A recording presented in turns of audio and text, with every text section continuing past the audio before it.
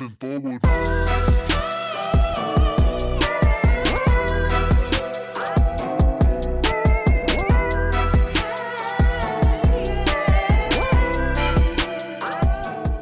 Aloha kako, and what do you know?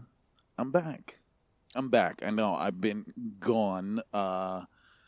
Real life personal duties have gotten in the way. So for those of you who don't know, who just, happen to find us now or found us at episode 10 versus episode 1, this is a labor of love and insanity. And sometimes you go into fugue states and you have to walk away. I kind of, as you'll come to know me, there are points in time when the most important things in my personal life that I cannot stop because I have a momentum to keep, and people I'm sure can respect that if we do not keep our personal momentums, what good are we to the rest of the world? So I had to throttle off rabbit holes for a couple weeks. I feel bad for it. I do. I really. And this is even coming out late and later than usual, but I had to get my shit together because I'm back on this week, and we're going to have more politicians. It's going to be amazing. We'll talk about that in a bit. But, yeah. So and I'll talk about why I've been gone. You guys know I work in the movie business, and I'm going to talk about what I can talk about that's not, NDA deniable. All right. So with that being said, let's get back into it. I missed you guys. All right. So we got announcements. There is a job fair coming to the QKC October 15th, 11 a.m. to 2 p.m. So if you like one job, come out and get one, bro. All right. You can connect with hiring managers from top companies all over the island. I wonder, what kind of cool jobs could be there? Ooh, I wonder, you know what? It's close enough. I wonder if we could get in on that and hire some. Would you like a job in a movie? We'll talk about that later. All right. So coming to ProArts. Whoa. So there's this crazy thing called White Rabbit, Red Rabbit. No director, no rehearsal, different actor every night. Okay? And it's going to be starting a little later in the month. Just after Sex with Strangers just wrapped. And then we got another weekend of White Hawaiian with Eric Gilliam, which, by the way, great show. Check it out. I still need to get him on the show. We've been distracted. More me than him. I really just have to call the guy. He's like, come on. Anyways, but you can see amazing performances, one night onlys, because it's going to be a different actor every night. We got Keegan Otterson, Hoku Paval, Jonathan Udis, Dale Button, Kathy Collins, and so many more. Tickets are $25 to $35. You can get them at ProArtsMaui.com or call the ticket office at 808-463-6550. Oh, felt kind of good to do some announcements. I needed that in my system. I missed it. I missed all of you. I swear, I did. You know what? But those 2 weeks, they were beautiful. They were so beautiful that, like, it was my mental health day period. Like, I couldn't do a mental health day on air like we did with Sarah because I think, like, I need someone to take me on that. So maybe when Sarah's free someday, she can come back for just the mental health days and help us out. But she is busy. She's out doing auditions for Chicago. She's working on some top secret movie, which maybe we'll get her on to talk about said top secret movie. And she's actually an amazing producer, and she's producing some cool stuff that's coming to Akaku next year. So we'll talk about that too. Got to talk, But we got to talk now about the local news. So, personally, I feel the biggest thing that's like, let's start with positive vibes. Maui County is starting a program that will allow the homeless to sleep in their cars overnight in a parking lot. Okay, you guys don't realize how good of a thing this is and why this needs to continue. Tertiary spaces are important, especially now in a extremely corporate world where, like, most of the bleeding heart of corporations has all but disappeared. So long gone are the days that you could just safely loiter in a parking lot without being judged. And so for all my homeless peeps out there, hey, now there's a parking lot, which is good. And this has proved to work really well on the continent. As someone who worked in homelessness in California,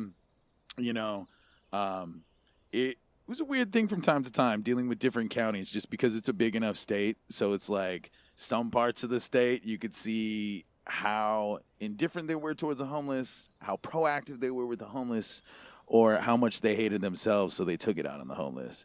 And it varies by degree. And I even see it in the reactions on Facebook and Instagram about this, on all the other news channels, you know, because I lurk those. And sometimes I talk in those. You should talk in them, too. We should be having these conversations, not only with me yelling through your speakerphones, but you yelling at the newspaper, too, you know?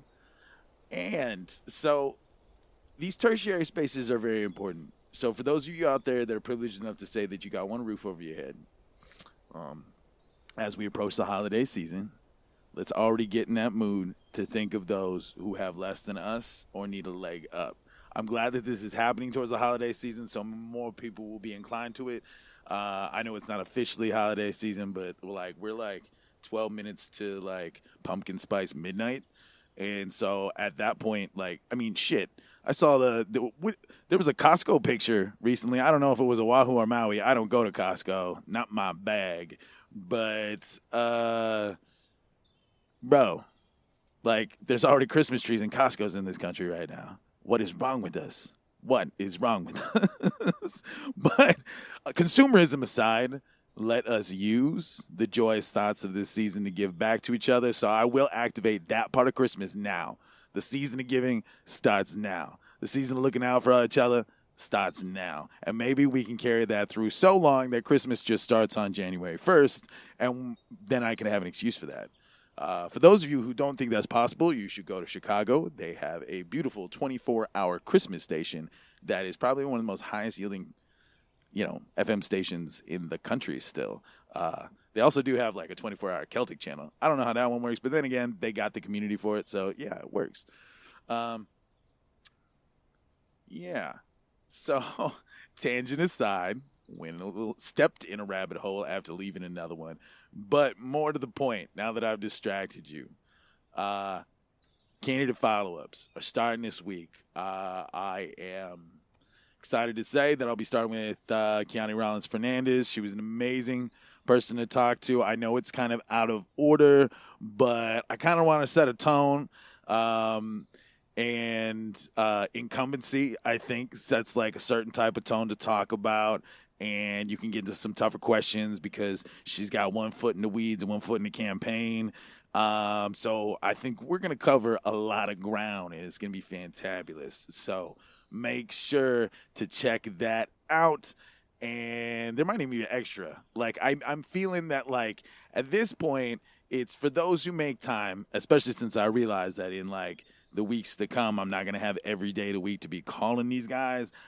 I'm going to try that because I realized how hard it was to, even attempt the whole bro, now I know why others that have tried before me have discontinued, okay? But I will soldier on. I know my place in the puzzle. My place in the puzzle is just Maui. I got too big for my britches. I mean, yes, we will be talking to people on other islands. We will be talking about state matters. But you know what? We need to get our shit together first in the hometown, bro. All right? So, with that being said, let's just work on the message of Maui.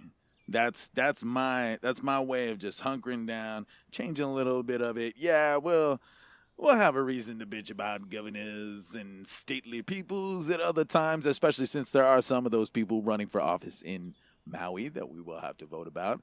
And don't worry, I won't go as crazy boring as I was trying to make that voting measure seem exciting. But you know what? I wanted to say it then before I came back because now we're going to hear other people repeat it. So you have understood that you had your opportunity to check it out, that I read it out loud to some degree. I did put a lot of my personal opinion on it, but it's yes down the line, bro. All right? Unless you say no and then you want one of the alternates, and the alternates aren't that bad. So I would concede that at least if you needed to, say 2 no's, they would be followed by 2 yeses. So you would just have more work. Why put more work on your plate? Let's just make this easy, bro. Let's expedite that, all right? I'm lobbying you, all right?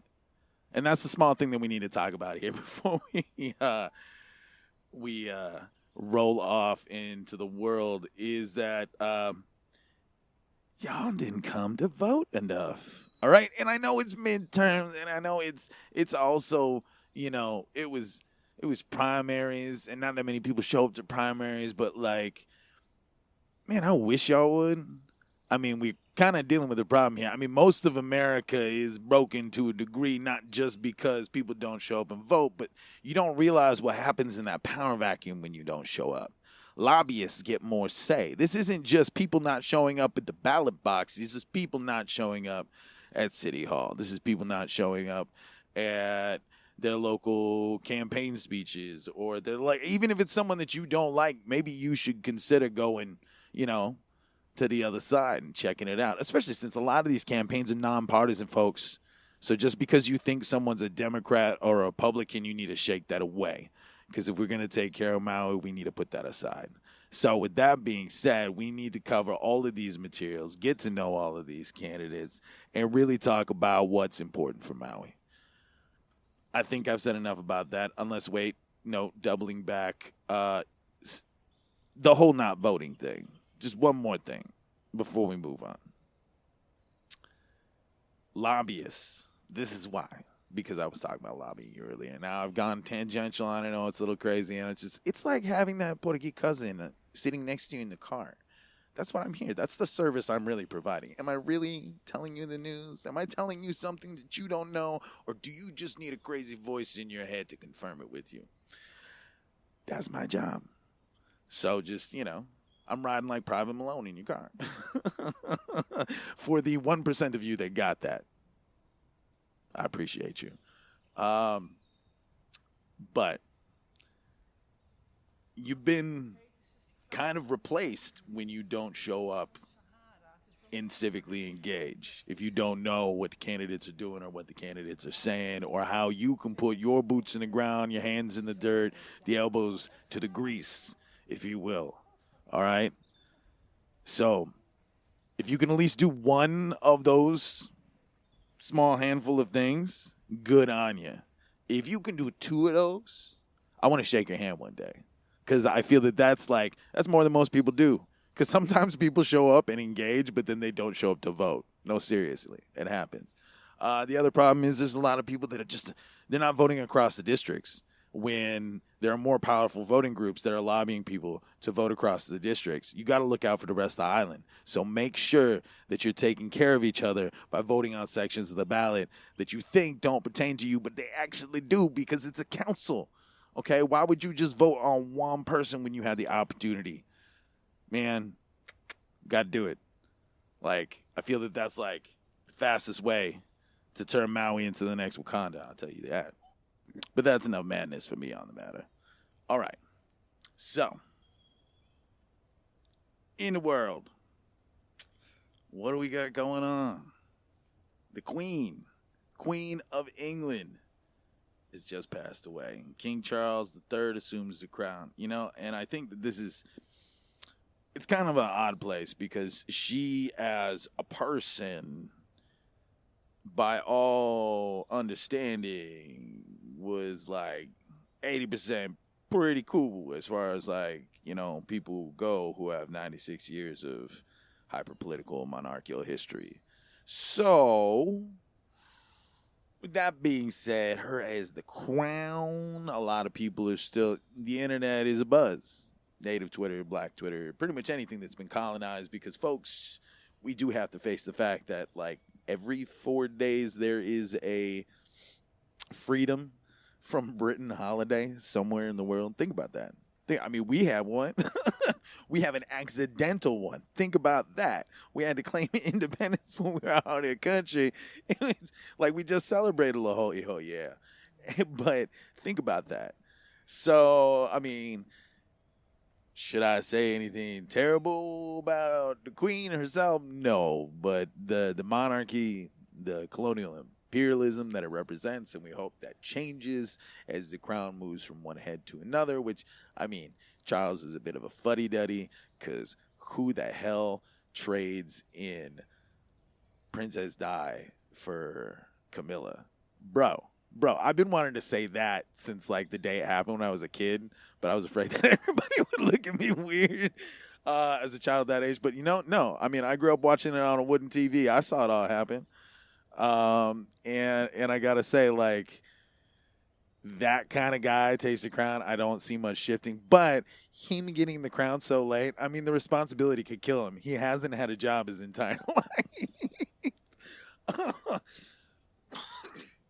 Okay, that's probably about as bad as I'm going to go against any of them. The queen, I'm going to keep the queen off limits. But if I've got something to say about Charlie Boy, it's going to happen. He's got it coming, bro. I mean, seriously, like Princess Diana was pretty boss people, like, and then like, dude, how do you just like that's like trading in a Porsche for a Pinto? Who does that, man? Who does that? Not any one of us. But how does the crown moving forward recognize the continuing conversation, especially in this past year? Like everybody's finally like, I think this is the era of the indigenous. Like I mean, I can't knock people who don't know their history, and then also like that's kind of the virus that is American growth, is that you get completely gentrified and missing of your heritage and culture, that you're now this corporate consumer culture, and I think that's why like people don't want to get political, because they've got nothing to fight for. I mean, they've got their Netflix and the Disney Plus. It's coming with ads on everything now. I mean, but hey, even yours truly has to pay the bills somehow. But what do we say about the doctrine of discovery? It's a touchy subject in the fact that it established that non-Christian nations were able to be taken advantage of because they weren't Christian nations. So, and in a lot of cases, we accepted it, or we put it on the table, or we're like, oh, hey, when these guys come over, make sure to put up the crosses, and that's kind of the case. I mean, I really do accept any belief system that most people have, as long as it's not the earth is flat. But by all means, if you are spiritual, faithful people, that's cool. I definitely, I got off the Catholic Kool-Aid at a very young age.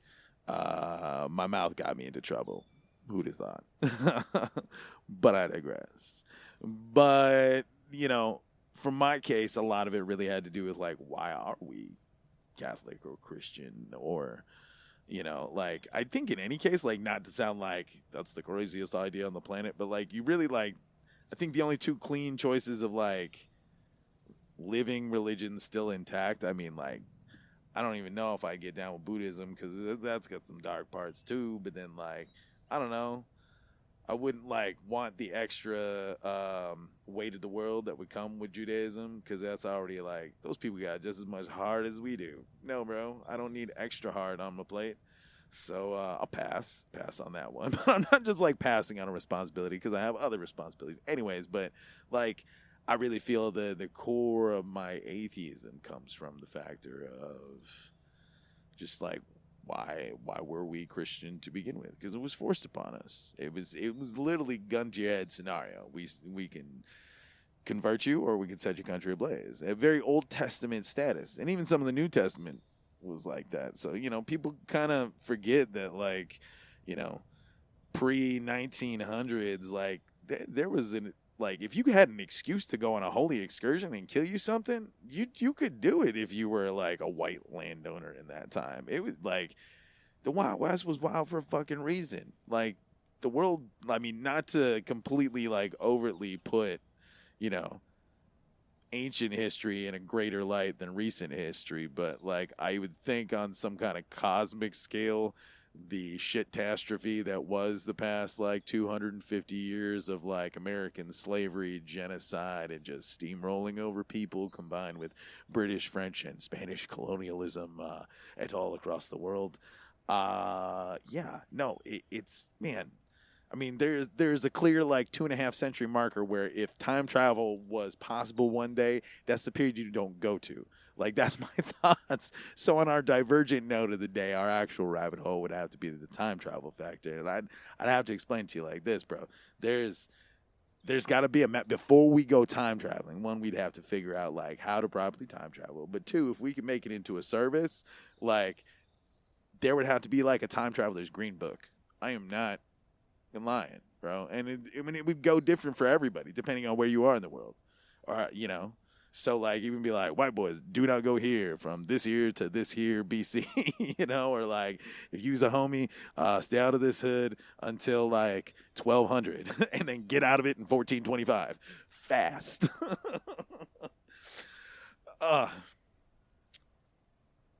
So on a continued note, I guess, the Interior Department of the United States announced recently that it completed the removal of the slur squaw from federal place names after announcing a review. Like, it took us how long? Well, then, I mean, it really took getting a native girl into the office for them to actually, like, so good on you, Dept Haaland. But, like, the fact that, like, there are, 600 places that use the word. So, like, how many people in this country would be upset if there was even, like, 10 places that had the N-word as a street name? No, you don't even want to think about it. I don't want to think about that world. And there probably were. I wouldn't be surprised, like, way back has when, in the Pepperidge Farm days, that there probably were. But the fact that, like, I mean, we still have people getting butthurt about, changing sports teams' names, or the fact that they can't wear their crazy knockoff Party City headdress and chop the air and ululate or whatever they want to do.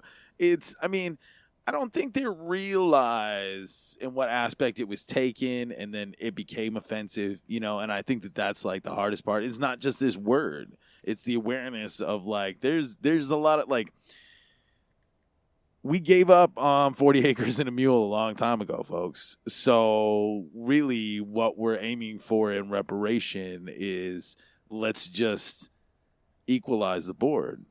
And for those of you that don't realize the board is yet to be equal, try to put yourself in someone else's shoes and understand their life on more than just you thinking, oh my God, they've got an iPhone, so why are they complaining? And it's like, bro, you got 3 choices of phone and they're all $1,200. You might as well take the nicest one. Okay? It's an investment. It's like a fucking car these days. Okay? So don't be getting on people about their choice of their car, their choice of their phone.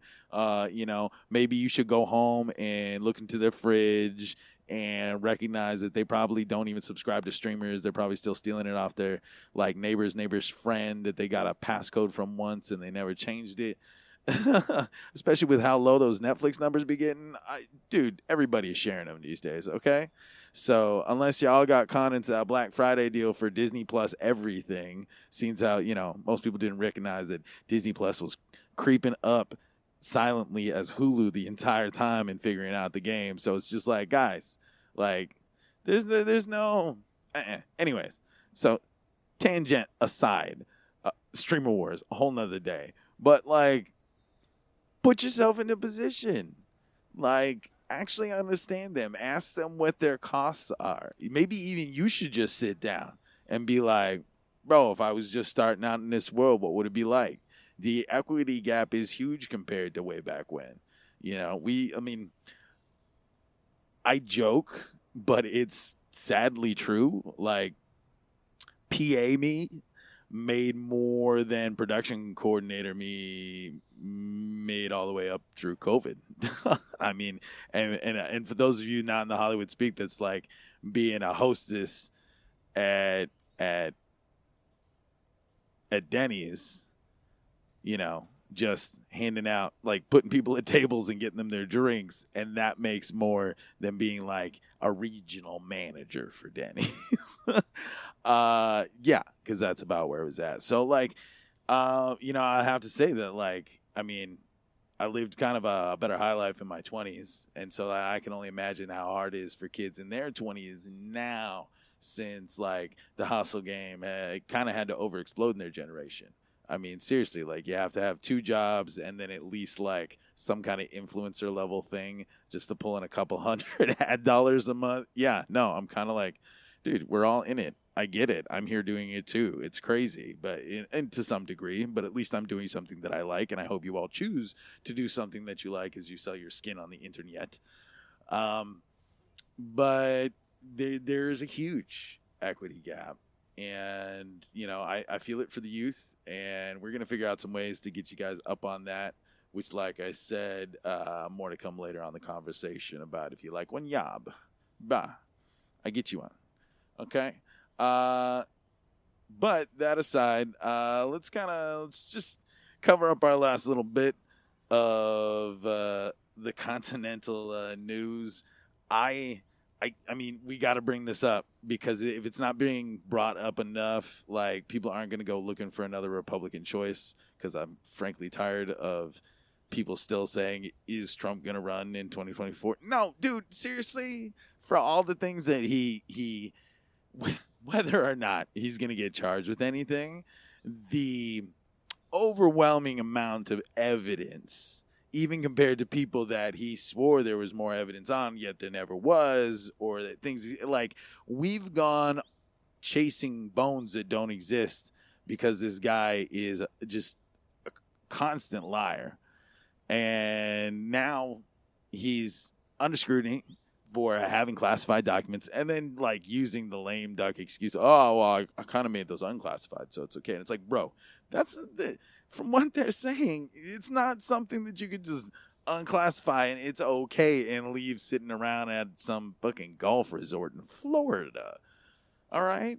I mean, so the raid on Mar-a-Lago, like in the meantime, until we get more on January 6th events, like I'm going to be covering either this or that or this. So this, it turns out, information about a foreign country's nuclear capabilities was reportedly among the classified documents seized by the FBI when it raided in August. So, you know, the world joked about this as a problem when he took office. I mean, shit, what was it like?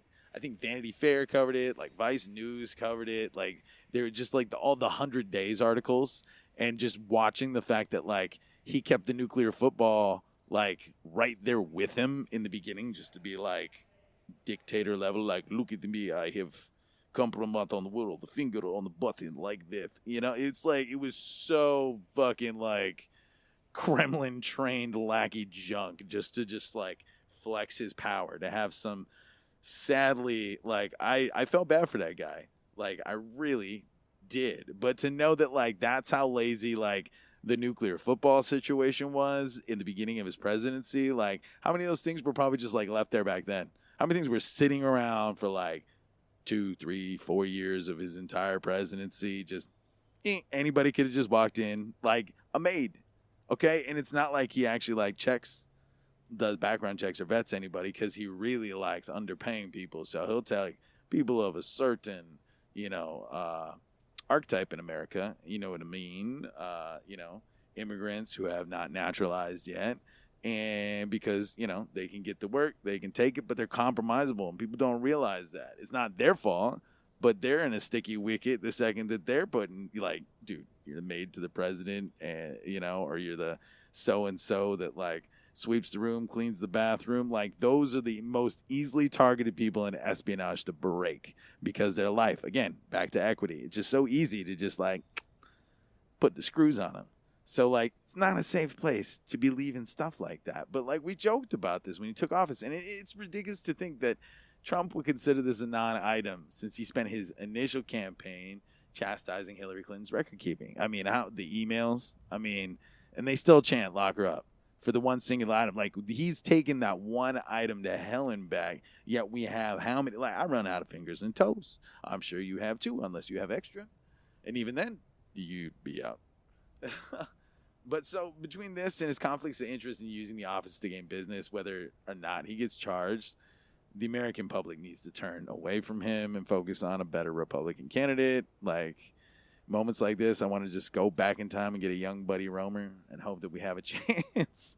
But I'll certainly be looking for a better candidate myself, and hopefully we can find one together. And yeah, that can be kind of our journey when we're not like commiserating about Trumpublicans. But you know what? Let's change that note and move forward. So here's a little ditty about our good friends at Newsly, and I'll be back with the entertainment. Moving forward.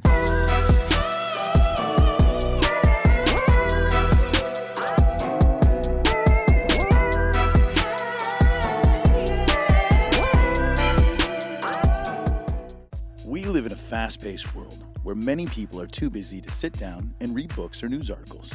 But thanks to Newsly, you can now listen to the news you wish you had the time to read. By utilizing AI technology, a natural human voice reads you the news, helping you grasp the information faster and more efficiently. Newsly provides the latest news updates 24/7, letting you browse articles from topics you choose. It even has podcasts, including ours. And listeners of Rabbit Holes can get their first 30 days of premium for free, allowing you to enjoy an ad-free experience by using the special promo code in our episode description. So download Newsly today for free on iOS and Android, or visit www.newsly.me so you can stay updated on the things that matter to you. Moving forward.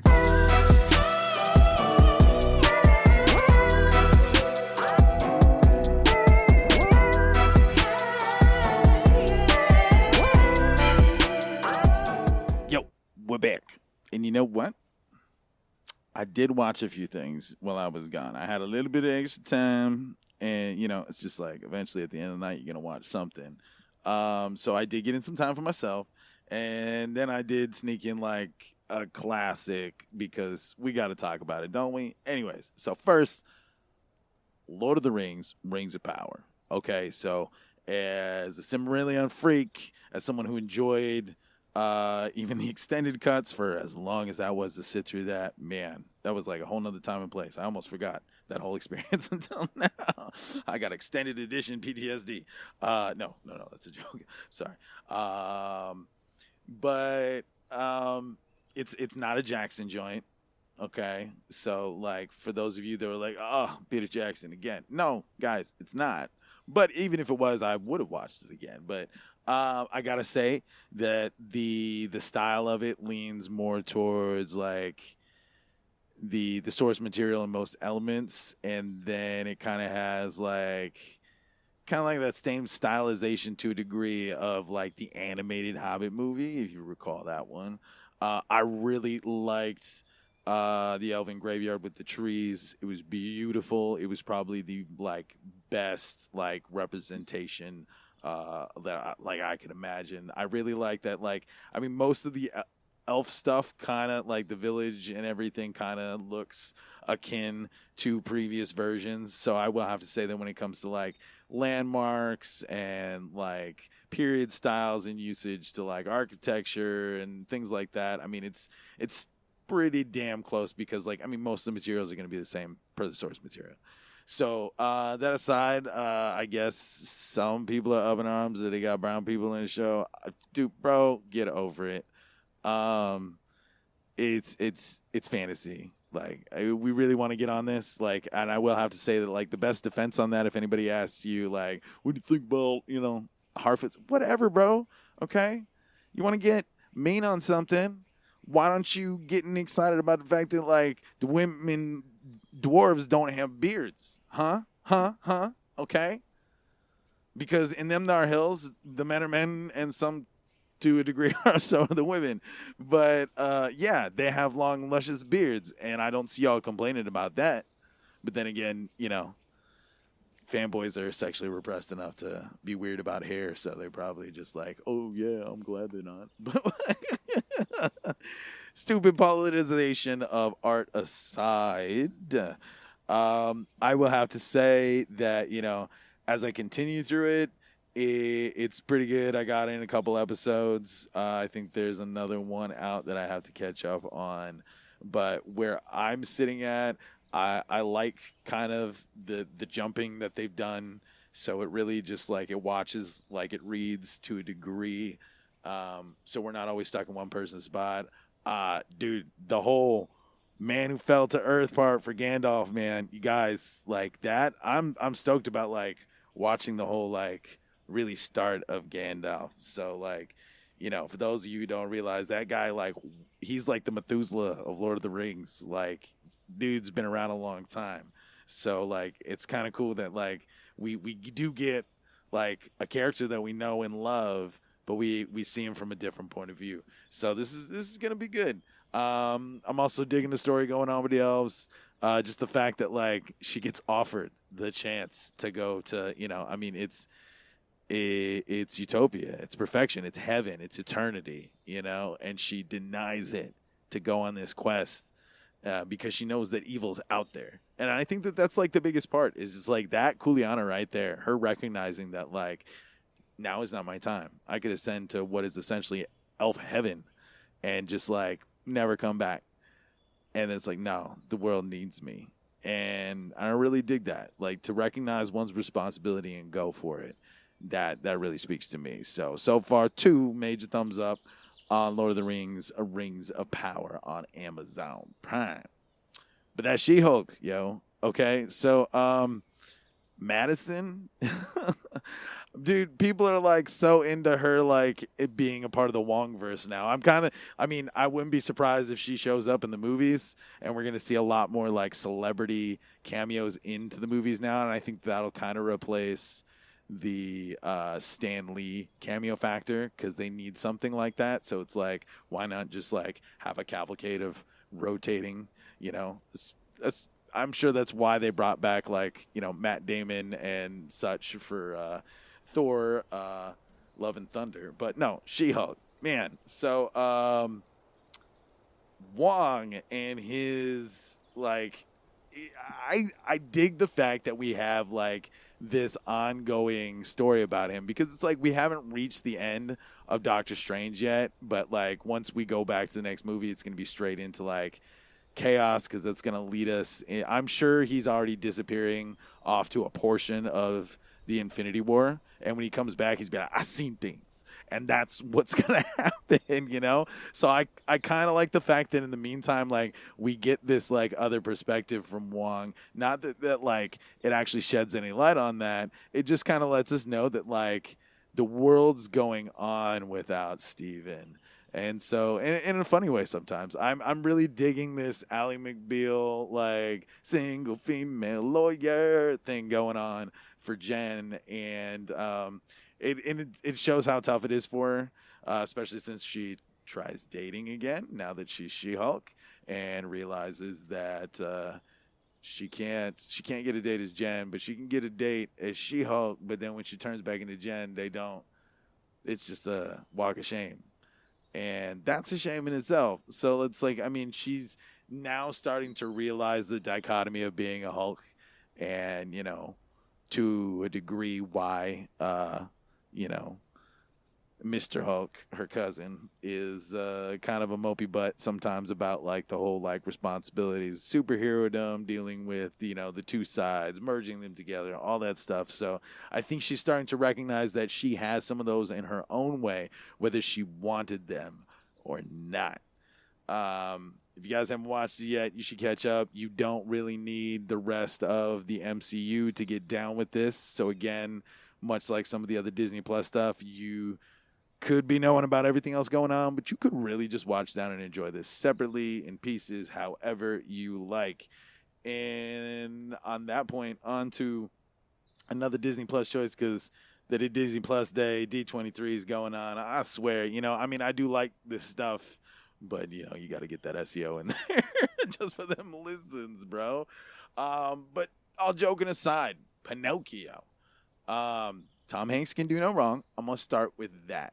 All right, the blue fairy was blue. That's all we need to say about that. So if anybody's heard about that one, get in line with all the people at the Lord of the Rings complaining for him. I thought Joseph Gordon-Levitt did a really good job at making his Jiminy Cricket voice work. They managed to miraculously find a child that could embody the like perfectly happy yet kind of like brand new level of annoying that makes Pinocchio's voice unique. Keegan-Michael Key's performance as Honest John was pretty legit. I felt there could have been more in that case. I did they changed a couple things with Pleasure Island, but then they made it in a way that it's still nightmare fuel. It's not. It's a whole different type of nightmare fuel compared to like watching the movie, the animated. I mean the OG. But yeah, I mean the whole scenario with Lampy and turning into donkeys. It was there. I felt that there were some cases where like they really need to take another pass at watching their animation because like I think they kind of like slopped parts of it together. I don't know. Maybe it's just because I have an overcritical eye, especially having started in like the OG like film editing days. But that minor complaint aside, they did try to make some iconic shots happen. I will have to say the whole exiting of Monstro, they did like their best to just emulate those shot for shot. So good on Zemeckis for making those choices there, I guess, or the DP or whoever made those good choices. Who the art director was in charge of that? Please tell me. Who storyboarded that to make sure that happened? Good on ya. So there's a lot of good shot for shots. It's not that there's any real retconning to the story. Well, the Disney version, I guess, but they really lend themselves to making it digestible for every different type of person that may have come across a Pinocchio story or a story like it, or the whole, what is a boy and humanity, etc. So I do like that. My one jokey point I will have to make about it, when they were exiting Monstro, all I could think of was that it was secretly a fever dream that Tom Hanks was having, and he was still on the island in Castaway.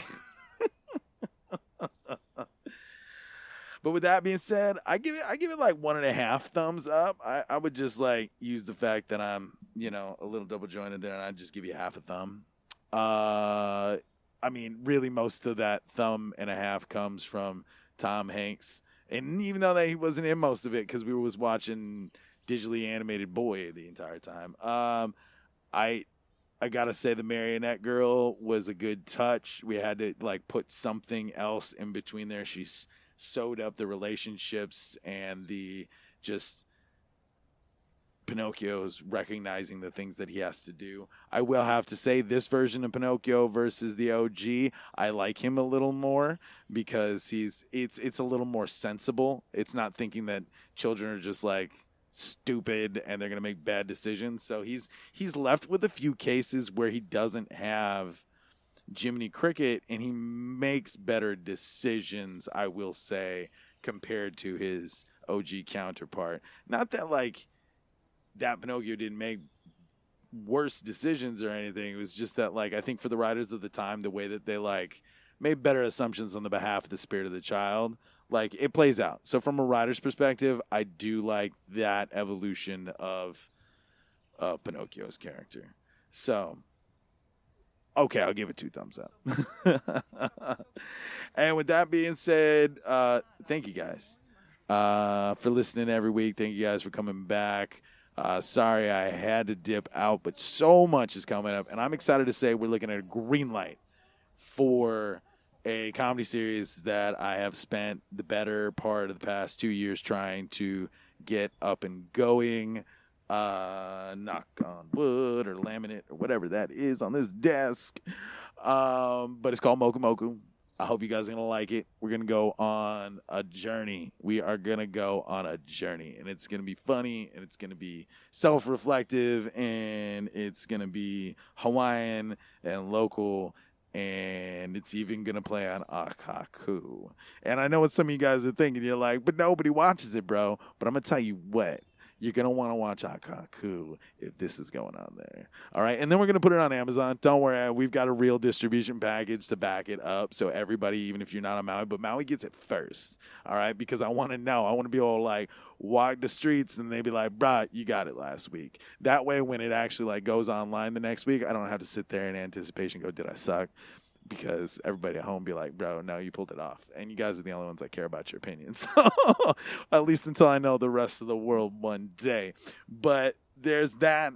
And a super top secret movie, which, like, cross your fingers for me, guys. All right, I got to keep it under wraps now, but I can tell you it's got 2 of the coolest cats I have ever had the pleasure of working with before, and potentially, like, 3 other people I worked before. But that doesn't help you, because there's just a weird pile of, like, so many people I work with repeatedly because of my position and what I do. So you really can't figure it out, can you?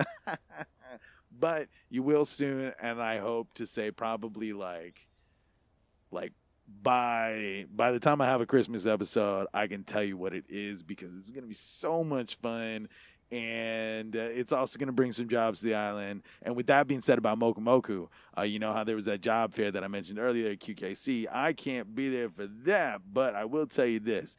Any of you cats that recently graduated from that UH film program, I would love some PAs, some key PAs. I even have some department lead and middle positions open. We'd love to have you on crew. Anybody else that's looking for a paycheck with good hands and can be depended upon at all hours of the day for 3.5 to 4 weeks, depending on if you got to work rap or pre-production, I got one job for you, bro. So hit me up through the show, in the DMs, or just personally on my own stuff. You know where I'm at. The links are in the show notes. And I love you guys. Aloha.